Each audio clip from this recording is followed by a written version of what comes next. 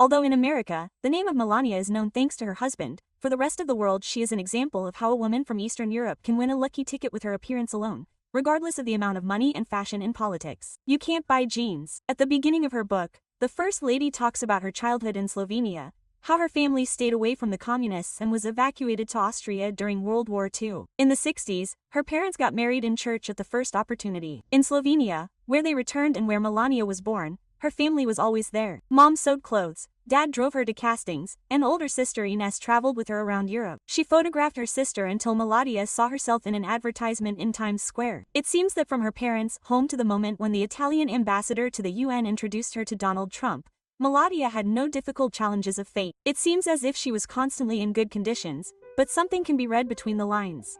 Quote, in 1987, the first modeling competition in Milan and I won. I asked the organizer to hold my prize so that they could take a picture of me. However, when my things were returned, the money from the envelope was missing. From this it is clear that the lesson about the cruelty of the world was not the first in her life. Perhaps this is not her last book, and someday she will want to tell about something more than a wedding for 500 people.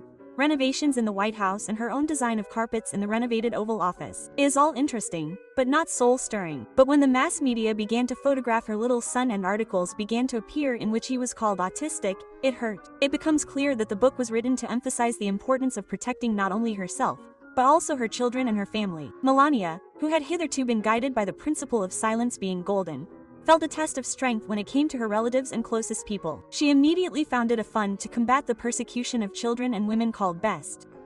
Quote, I was waiting for criticism regarding Donald's behavior on social networks, but regardless of how my position would be assessed, solving this problem was a personal priority for me.